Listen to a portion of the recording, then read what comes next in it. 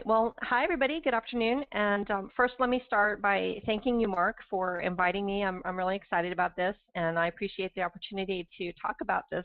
As you mentioned, quality and content are two things that I'm very passionate about, so I appreciate the chance to talk about that this afternoon. And thank you to everybody who's attending today. I appreciate you taking time out of your day to spend with us and hopefully get something out of this. So I'm just going to jump right in, and as Mark said, there'll be plenty of time for questions, and I'll be happy to answer anything that that may come up. So let me just move this out of my way. Okay. So measuring opportunity through content evaluation. As Mark mentioned, when you get ready to buy a website, of course you want to make sure anything that you buy, is it going to be worth the time and the money that I'm going to spend, and how much work am I going to have to do on this later on? And one of the most important components of a website, well, a website isn't a website without content. So this is going to be one of the biggest things that you'll want to look at and be able to evaluate before you make that purchase decision. So we're going to talk about how, oops, and my keyboard does not want to, there we go. Okay.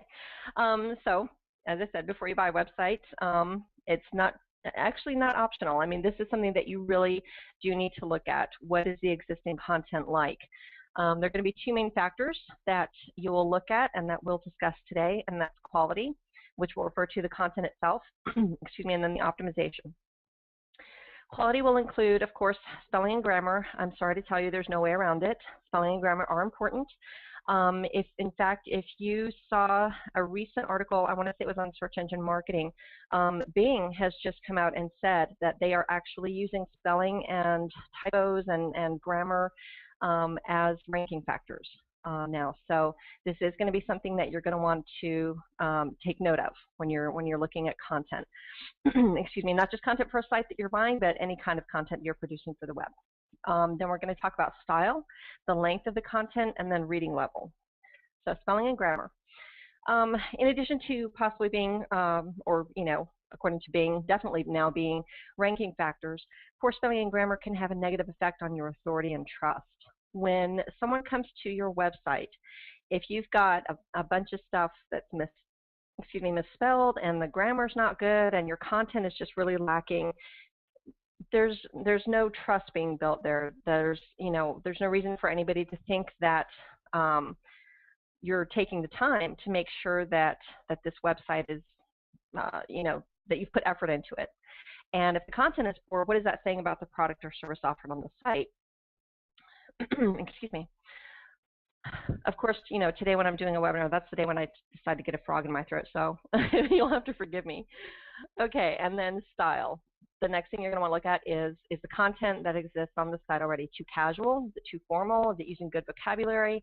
Good vocabulary is good, but is it too good? Are they breaking out the $10 words? Or, not using good vocabulary at all? And then length. Length is going to be something that search engines look at. The general guideline that I usually give to clients is any page that needs content, for example, you're not going to worry too much about a contact page, but any page that is going to have content on it, you want to have at least, and this is the bare minimum, 300 words of content. I'd say 4 to 8 is optimal. But then the next thing is making sure that it's short enough to hold readers' attention. You don't want something that's so long that people are just scrolling and scrolling and you lose them by the end.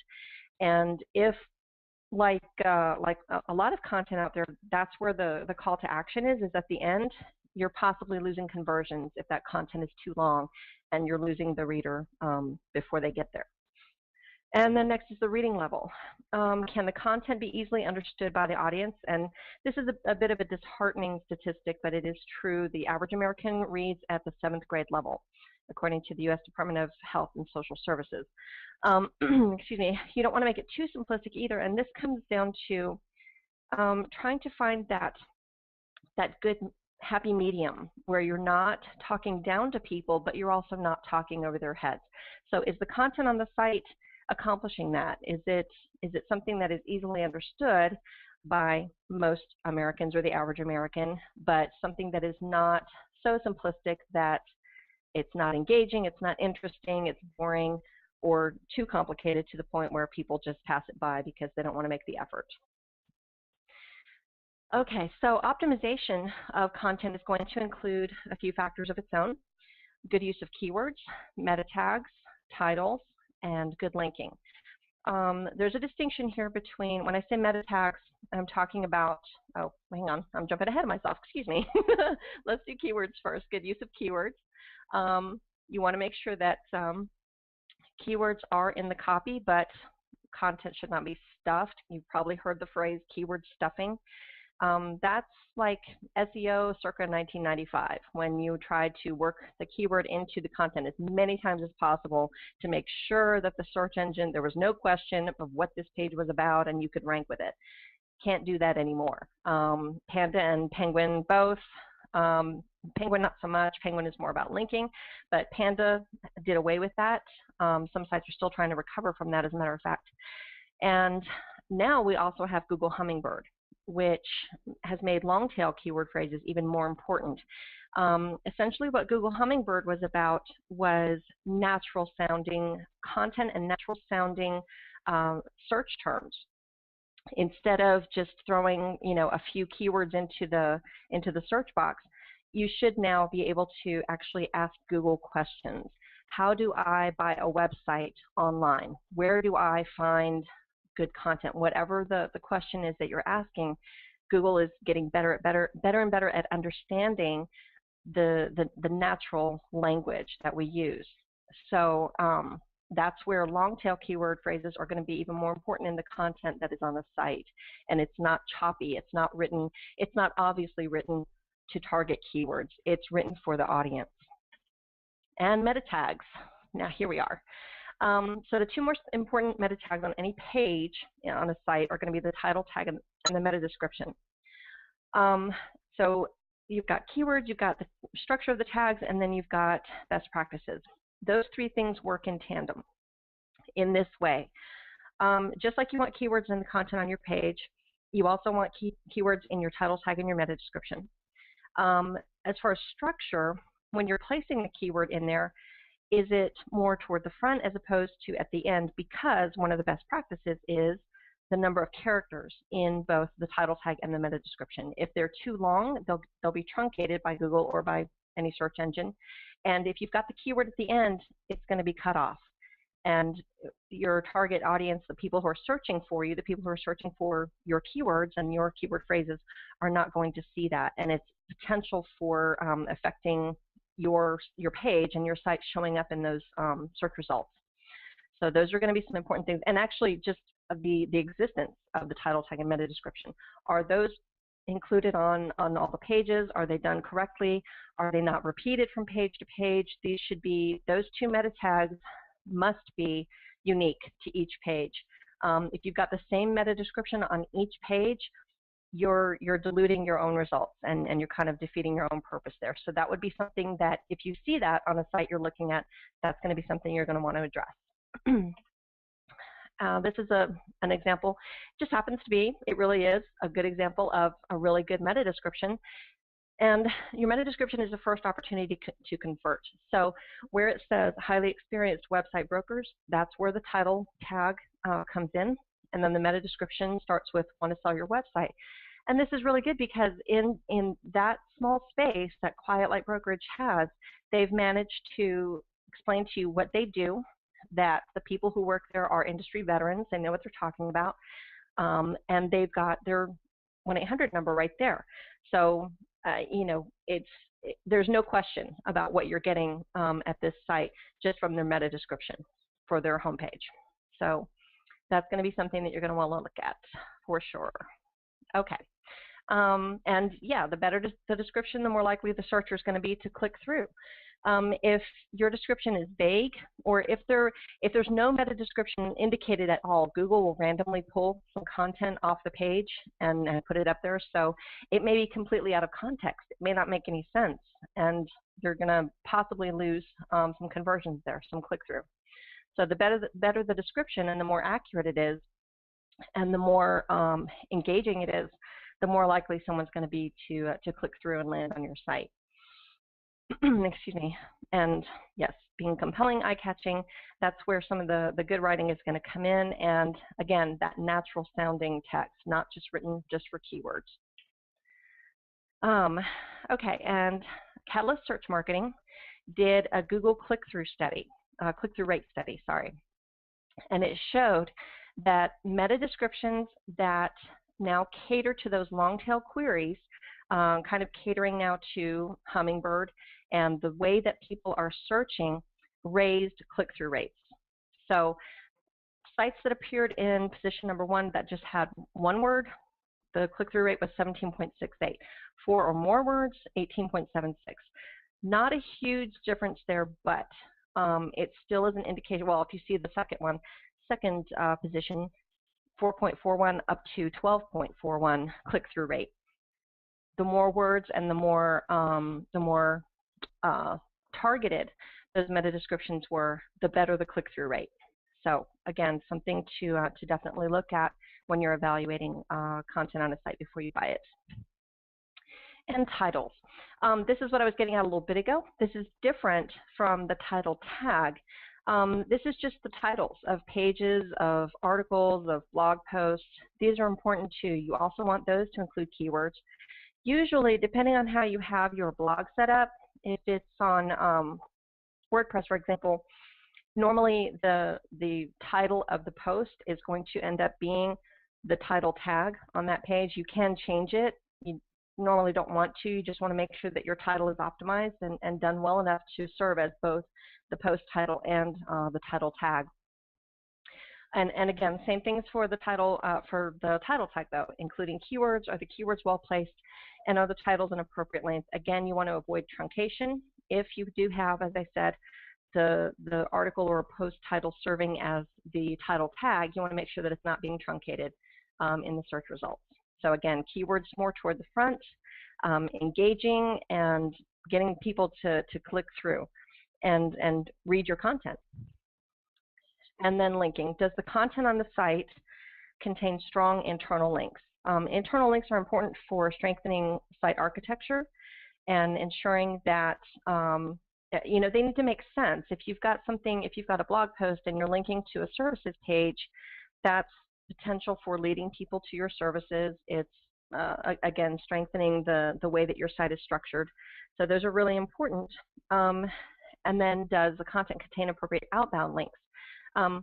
This is mostly going to be true for or apply to blog posts and articles. You're normally not going to have any outbound links on your services pages or your home page, but when you're writing blog posts, you want to make sure that you're linking out to valuable and authoritative and good sources.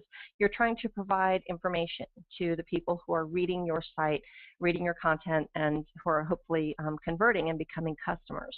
Excuse me. So you want to make sure that the content is linking out to good sources. It's not user-generated content. It's not Wikipedia. That they've got a good outbound link structure going on, and not too many either. And then yes, the appropriate structure. One of the things that is coming about now is the anchor text that is used to link out. And this was specifically addressed in a recent blog post that Matt Cutts did. Matt Cutts is the head of web spam at Google, specifically pertaining to guest posting, but it's pretty much applicable across the board now. Just like keyword stuffing has gone by the wayside, optimized anchor text, and this is what Google's Penguin update addressed. Optimized anchor text, if done too often or if not done well enough, can actually have a detrimental effect on the site that you're linking to or that is linking to you. So outbound links being appropriately structured is going to be not using optimized anchor text, and it may not get to the point where we're going back to the early 90s with click here, but it's just something that's applicable to the site that you're linking to, but not necessarily one of their high-value keywords. So again, when you're evaluating the content on the site, does it have good internal linking? Are those links, are there outbound links, and are they all appropriately structured? And internal links, though, you can get a little bit more optimized with internal links because that's within your own site, and that is, again, a way to strengthen that internal architecture. So you don't need to worry so much about having optimized anchor text on those, but the outbound and your inbound links as well. You do need to be aware of that. Okay. Now, e-commerce content is going to be just a little bit different. With this, you're going to have 4 main factors: quality, again, always quality, sourcing, supplementary content, and then your calls to action. Now, as I said, all the previous quality aspects, they apply to e-commerce as well. The length, the keyword usage, the good titles, interesting product descriptions that are going to get people to click through, all of those things still apply. But a few additional considerations are things like the product descriptions themselves, important aspects, size, color, weight. Are those things included? I don't know about you guys, but one of the things that drives me nuts on Amazon is going and searching for a product and reading through the description and trying to figure out, okay, is this, bookshelf or whatever it is going to fit where I want to put it, and there are no measurements whatsoever. And then I have to go digging through reviews. Did somebody mention what the size is? That stuff is missing, and I'm not sure how Amazon can possibly address that with as many products as they have on that site, but it is an issue for them and something that really bugs me. So e-commerce content or an e-commerce site, are those things included? Is that something that they have taken, the current site owner has taken the time to do? Are the product descriptions consistent? You don't want to have one product that has a really good, thorough description and then the next one just maybe a couple of words. This doesn't mean you want things repeated from product to product if they're similar, but you do want to make sure that you're providing enough information and that one isn't favored over another for any reason. And are the descriptions long enough to inform? And this kind of echoes back to page content and blog posts and articles as well. Is it long enough to provide the information that the customer needs and long enough for search engines, which product descriptions are not going to fall into that 400 to 800 word area, obviously, but is it long enough to provide the information it needs to provide, but short enough that your customer is not going to get so bored with the product description that they're just going to bounce out before they make the purchase? So those are things you're going to want to look at. Now, content sourcing. One of the things that you can do with an e-commerce site is, and this is especially true for sites that are affiliate marketing sites, is you can have product descriptions come from a vendor feed. And what that does is automatically populate the site with product descriptions, even photos, pricing information, everything, without you having to write a single word. Now, the problem with this is the first one, and probably the biggest problem with it, is duplicate content. Because what happens is, if there's, let's say there are 10 sites out there that use that same vendor and offer those same products from that vendor, and they're all using that vendor feed, they all have the same content on their website.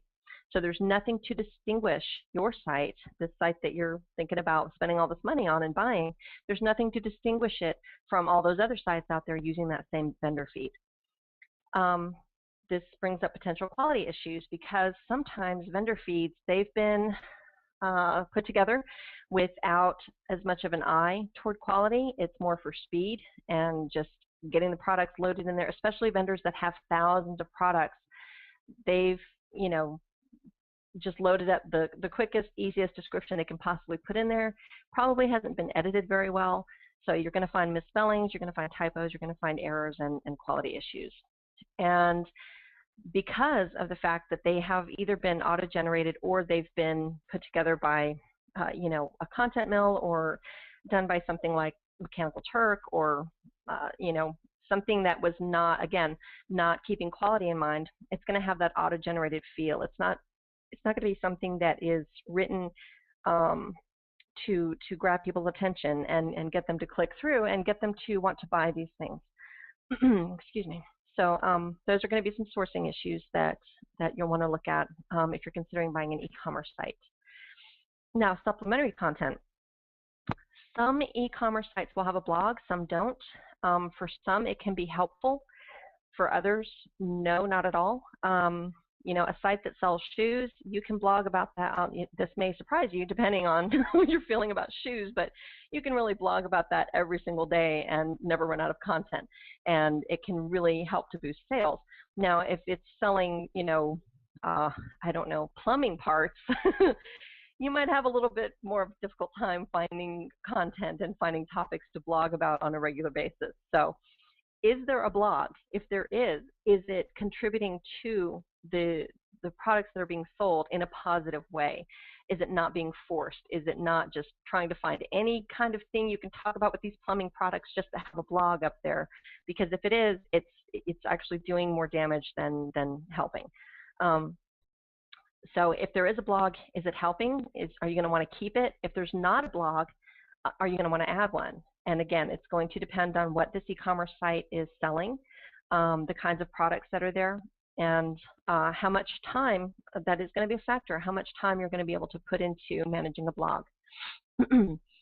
Are there any resources on the site? How-to articles and instructions for use or assembly. Those can be really helpful in, first of all, driving traffic. When if those articles and those resources are written well and written for ranking, to help with ranking.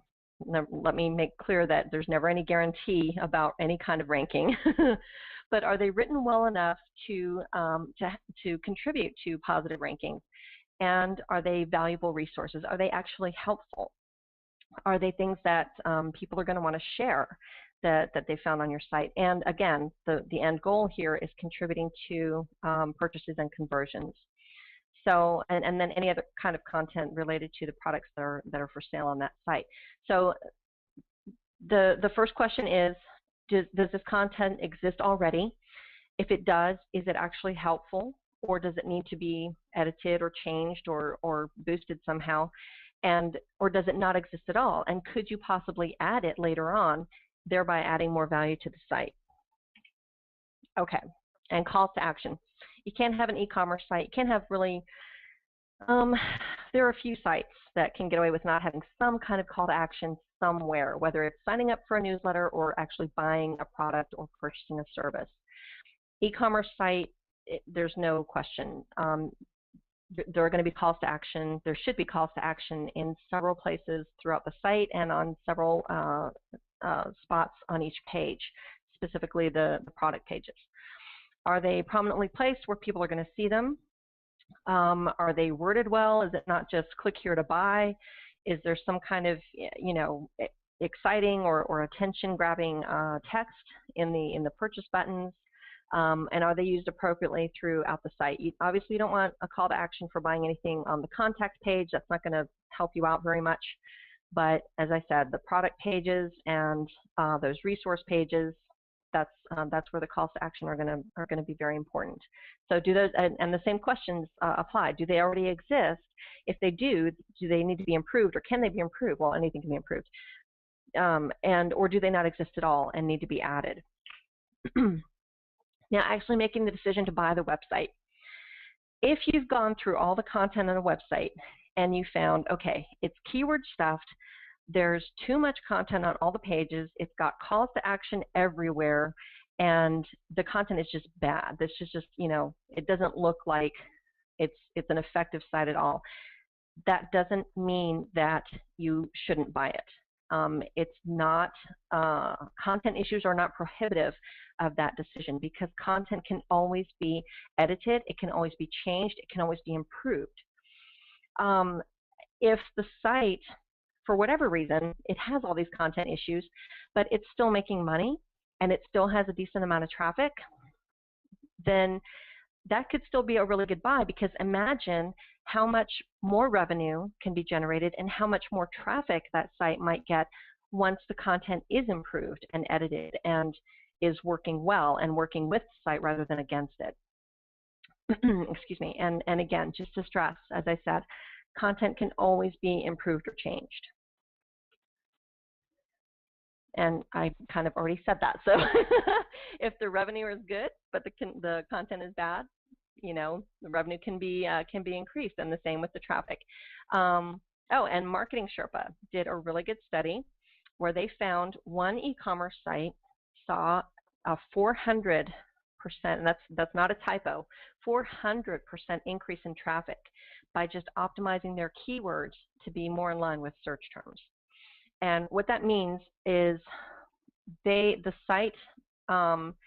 existing content on the site was using certain keywords or was not using keywords at all, but the search terms that people were using to find the products that were available on that site and the roundabout way that they were coming to that site with those search terms. Once the site optimized their content to contain those keywords that matched up with the search terms people were using and the way people were finding their site and landing on it, once those two things were in sync, boom, explosion, traffic explosion. So again, that does not have to be a prohibitor to buying a website. If the content is not good, if it's not optimized, if it needs work, that's actually an opportunity. Excuse me. Oh, actually, before I move on, one of the things that Mark and I were talking about when we were talking about this website was that when you're buying a website, to me, it's kind of like, you've probably seen maybe on the DIY network or Home and Garden network, those house flipper shows, or there are people who just flip houses. They'll come in and they find a house that maybe it's not in the best of condition. It's got a really good foundation though, and it has a brand new roof, but it needs a little bit of TLC inside. It needs maybe some new kitchen cabinets and rip out the old carpeting and put some tile down or something. And once that's done, once those improvements are made, it's an awesome house that then they can sell at a profit. It's the same thing here. When you're evaluating a website for purchase and you come in and look at it and you say, wow, okay, well, it's a pretty good site. They're selling good products and they've already got some decent traffic, but this content really needs some work. That's all it's going to take is improving that content, putting a little bit of effort into it and coming up with a plan to improve it. And the potential is just limitless. So don't let that stop you from making that purchase. Now, how to address these content issues. The first thing you're going to do is determine what content needs to be improved or replaced. Are the static pages like the About page and the product pages or the services pages, are those okay, but the blog really needs some work? It's been neglected for the last 2.5 years or something. Are the product descriptions lacking? Are the product descriptions coming from, if it's an e-commerce site, are they coming from a vendor feed? Do those need to be customized and replaced? Make a priority list. That's going to depend on what type of site it is, the kind of traffic it's getting, what the high traffic pages are. Those are going to be the ones that you want to improve first. There's all kinds of information that you can get from analytics that's going to tell you what sites are getting the most traffic. And so create that priority list and then start working your way down the list. Do the content that's most important and getting seen by the most people first, and then start working your way down to the things that are not getting not getting as much attention, with the goal being to get them a little bit more attention later on. Determine what content you want to add aside from existing content. If as we said earlier, there's no blog right now, but you think that it could be a good booster for both traffic and revenue and conversions, then maybe think about adding one. Are there any resources? If not, do you want to add those? Which one are you going to do first? Again, make a priority list and work that priority list into the priority list for the existing content and the improvements and changes that need to be made there, if any. And then create a schedule for that content creation and editing. Obviously, you're not going to be able to do everything at once, and you don't want to. So come up with a schedule, an editorial calendar if it's applying to a blog, and don't try to do everything at once. Just work your way through it methodically, and eventually all the content on the site can be much better than it was. Now, as far as the actual ability to do all of this, the resources. Do you have a content team? Do you have writers and editors, or do you have a content manager? Do you have a content strategist? Do you have people who do this for a living on your staff who can put their time and effort to this new site that you're going to purchase? All of this needs to be done in, you don't want to drag this out over a year or a year and a half or something. You want to make sure that it's done in a timely manner. So do you have enough resources who can first evaluate all of this content or help you evaluate all of this content and then come up with that priority list and then start working their way through it? And if not, there's always outsourcing. If you don't have the in-house resources and it's going to take you much too long to do all of this yourself, you can seek help from outside professionals.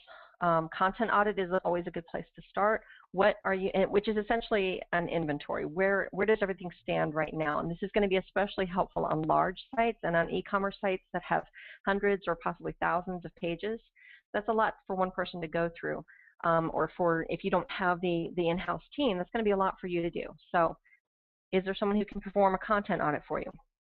Come up with a content strategy, actually do the content creation, edit the existing content, provide consulting for you. Yes, I think you should add a blog because you're selling shoes and a shoe blog is going to be awesome. Or no, maybe don't do that because nobody really wants to read blog posts about plumbing parts and equipment. Someone who can make that schedule for the content improvement and creation, and create an editorial calendar if you do have a blog.